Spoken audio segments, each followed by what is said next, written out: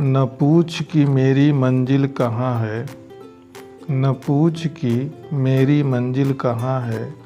अभी तो सफ़र का इरादा किया है, अभी तो सफ़र का इरादा किया है।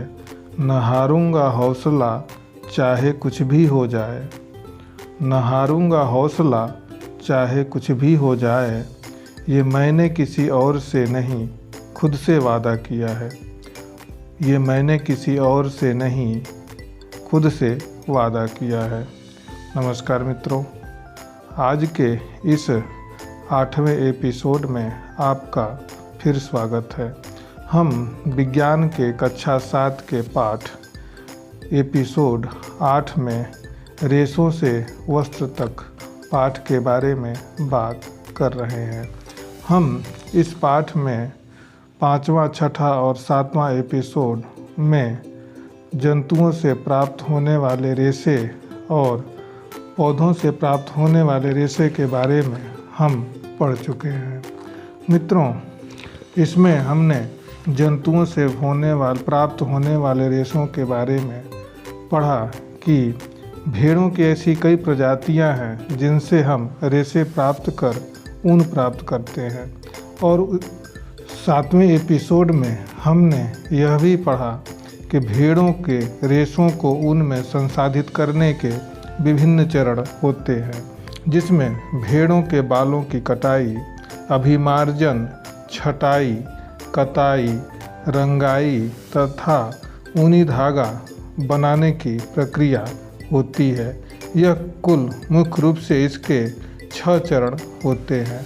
हमने यह भी पढ़ा कि इससे एक बीमारी फैलती है जो एंथ्रेक्स नामक जीवाणु के कारण होता है। इसमें व्यक्ति एंथ्रेक्स नामक जीवाणु द्वारा संक्रमित हो जाते हैं, जो कुछ समय बाद एक घातक रुधिर रोग सार्टर्स रोग के रूप में दिखाई देने लगता है। तो किसी भी उद्योग में कारीगरों द्वारा ऐसे जोखिमों को झेलना एक व्यावसायिक संकट कहलाता है।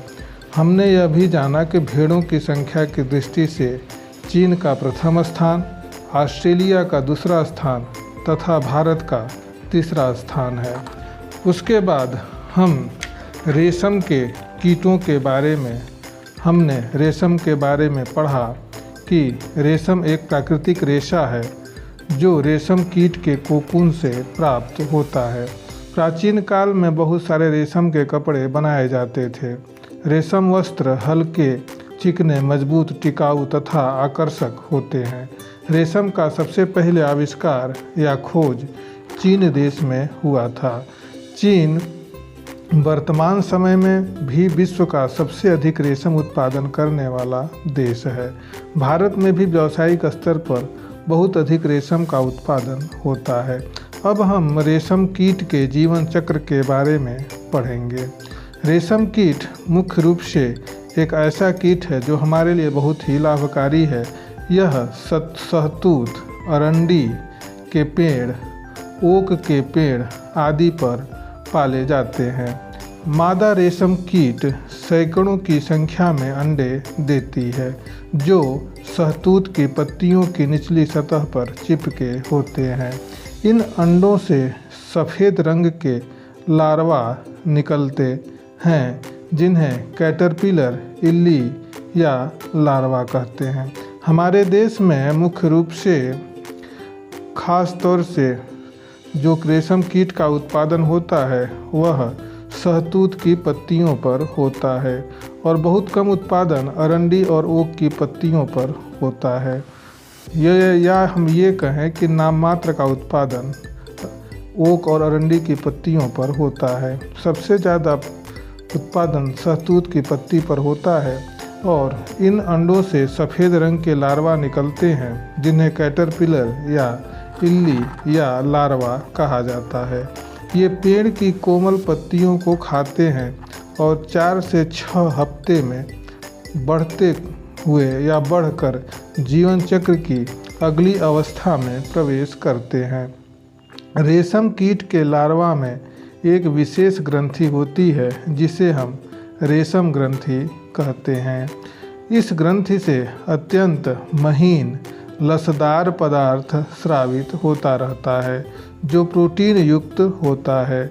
लार्वा अंग्रेजी के संख्या 8 के आकार में आगे से पीछे की ओर गति करते हुए अपने चारों ओर इस लसदार पदार्थ को लपेटता रहता है जो हवा के संपर्क में आने पर सूख कर रेशम के रेशे में बदल जाता है। इसी बीच लार्वा प्यूपा में रूपांतरित हो जाता है। रेशम के रेशों से लिपटे हुए प्रत्येक प्यूपा एक सफ़ेद गोलाकार संरचना में बंद हो जाते हैं। इन प्यूपा युक्त गोलाकार रचनाओं को कोया या कोकून कहते हैं। कोकून के भीतर ही प्यूपा विकसित होकर वयस्क रेशम कीट में बदल जाता है। अंत में रेशम कीट कोकून के रेशों को काटते हुए बाहर निकल जाते हैं तथा अपना नया जीवन चक्र प्रारंभ करते हैं। यदि हम एक क्रियाकलाप करें कि चार्ट पेपर पर या गत्ते पर रेशम कीट की विभिन्न अवस्थाओं का चित्र बनाकर अलग अलग यदि हम काट लेते हैं तो रेशम के जीवन चक्र की इन अवस्थाओं का सही क्रम हमको लगाने का प्रयास करते हैं तो इनकी हमको अलग जीवन चक्र की पूरी गाथा मालूम हो जाती है। यदि हम अन्य पदार्थों की बात करें जैसे कोकून एक ऐसा पदार्थ होता है, यह गोलाकार होता है। यह प्यूपा युक्त गोलाकार रचनाएं होती हैं जिसे हम कोया भी कहते हैं। कोकून के भीतर ही प्यूपा विकसित होता है। हम जानते हैं कि मादा जो रेशम कीट होता है वह नर कीट की अपेक्षा बड़ा होता है और सबसे ज़्यादा कोकून का उत्पादन मादा कीट ही करती है जिसे हम मादा रेशम कीट कहते हैं। मादा रेशम कीट सदैव नर रेशम कीट से बड़ा होता है। अब हम रेशम कीट के पालन की बात करें तो हमारे देश में ऐसे कई जगह हैं जहां पर रेशम कीट पालन सबसे अधिक मात्रा में होता है। यदि हम रेशम कीट पालन की बात करें तो रेशम प्राप्त करने के लिए रेशम कीटों के पालन का विज्ञान एक अलग शाखा के अंतर्गत इसका अध्ययन किया जाता है जिसे हम रेशम कीट पालन या सेरीकल्चर कहते हैं। सेरीकल्चर या अर्थात रेशम कीट पालन भारत में मुख्य रूप से कई स्थानों पर होता है। भारत का प्रमुख सेरीकल्चर केंद्र कर्नाटक के मैसूर तथा बंगलुरु में स्थित है। कर्नाटक में ऐसे कई जगह हैं जहां सबसे अधिक मात्रा में रेशम कीट का उत्पादन होता है जिसमें मैसूर तथा बंगलुरु पहले नंबर पर आते हैं। कर्नाटक के अतिरिक्त ऐसे कई राज्य हैं जहां पर रेशम कीट का उत्पादन सबसे अधिक मात्रा में होता है जिनमें मुख्य रूप से यदि हम बात करें तो कर्नाटक के अलावा हमारा आंध्र प्रदेश जिसकी प्रस्तावित राजधानी अमरावती है, वहाँ भी रेशम कीट का पालन अधिक मात्रा में किया जाता है। उसके बाद तमिलनाडु का स्थान आता है, फिर पश्चिमी बंगाल, उसके बाद जम्मू कश्मीर तथा असम में भी रेशम का उत्पादन होता है। असम की बात करें तो असम के ऐसे कई क्षेत्र हैं जहां सबसे अधिक रेशम उत्पादन होता है। उत्तराखंड में भी जहां नैनीताल और हल्द्वानी एक ऐसे दो स्थान हैं जहां पर रेशम कीट पालन करने में सबसे अग्रणी स्थान पर इसका नाम आता है। असम तथा झारखंड में कई किसानों का प्रमुख व्यवसाय रेशम कीट पालन ही है। वे पेड़ों पर रेशम कीटों को पालते हैं। नर कीट की तुलना में मादा कीट आकार में बड़ी होती है और एक बार में सैकड़ों अंडे देती है। किसानों द्वारा इन अंडों को सावधानीपूर्वक कागज अथवा कपड़े की पट्टियों पर इकट्ठा करके रेशम कीट पालकों को बेचा जाता है। कीट पालकों द्वारा इन अंडों को कीट पालक में अर्थात कीट पालक के घर में उचित ताप और नमी में इस प्रकार रखा जाता है जिससे अंडों में से अधिक लार्वा निकल जाएं। हम सबसे अधिक मादा सिल्क वर्म अर्थात मादा रेशम कीटों का उपयोग करते हैं। कीट पालकों द्वारा इन अंडों को, जो मादा रेशम कीट द्वारा उत्पन्न किए जाते हैं, ये अंडे कीट पालक घर में एक निश्चित ताप और नमी में रखा जाता है, जिससे उसमें से अंडों में से अधिक लार्वा निकल जाए। लार्वा के आगे के विकास के लिए हम कई प्रकार के विधि का प्रयोग करते हैं और कई प्रकार की प्रक्रियाएं हम उपयोग में लाते हैं, जिनमें मुख्य रूप से लार्वा के आगे विकास के लिए बांस की बनी ट्रे पर शहतूत की कोमल ताज़ी पत्तियों को बिछाकर हम अनेकानेक संख्या में लार्वा रख दिए जाते हैं। लार्वा इन पत्तियों को दिन रात खाते रहते हैं।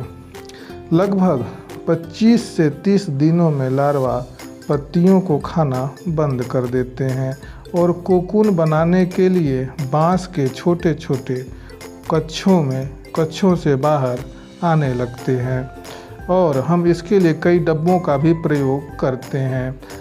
और भी कई ऐसे संसाधन हैं जिनको हम कोकून बनाने के लिए उपयोग करते हैं और ये सभी रेशम कीट जो प्यूपा होते हैं उसके अंदर 8 के आकार का गति करते हुए, आगे पीछे गति करते हुए ये लसदार पदार्थ निकालते रहते हैं और वह धीरे धीरे प्यूपा में रूपांतरित हो जाते हैं। बीच बीच में हम उस संसाधन अथवा उस जगह जैसे बांस की ट्रे या डिब्बा की सफाई करते रहते हैं और हम उसके जगह पर नई पत्तियों को रखते जाते हैं। उसके बाद यह करने पर कोकून बनाने के लिए बांस के छोटे छोटे कच्छों से वे प्यूपा बाहर निकलने लगते हैं। इसके लिए बांस की ट्रे में से छोटी सी रैक या टहनियाँ हम रख देते हैं, जिनसे कोकून जुड़ जाते हैं। तो इस प्रकार हम रेशम कीट का पालन करते हैं और ऐसे ही कई जगहों पर रेशम कीट पालन होता है। जैसा कि हमने पहले बताया कि हमारे देश में कई ऐसे राज्य हैं जहां पर रेशम कीट का पालन अधिक मात्रा में किया जाता है। इसलिए हमारा देश रेशम कीट के पालन के उत्पादन में अग्रणी स्थान में आता है। इस प्रकार हम कह सकते हैं कि रेशम कीट के उत्पादन में हमारा देश एक आत्मनिर्भर देश बनने की ओर अग्रसर है। हमारे भारत में जो महिलाएं होती हैं उनका इस रेशम कीट पालन में एक महत्वपूर्ण भूमिका अदा करती हैं। ये रेशम कीट उत्पादन, रीलिंग और इसके प्रसंस्करण के लिए कई चरण होते हैं। इनमें महिलाएं मुख्य रूप से भूमिका अदा करती हैं और हमारे देश के रेशम कीट के उद्योग में बहुत बड़ा एक रोल अदा करती हैं। चीन का रेशम कीट पालन में प्रथम स्थान आता है। तो मित्रों, आज के इस 8वें एपिसोड में बस इतना ही। अगले एपिसोड में फिर मिलेंगे। धन्यवाद।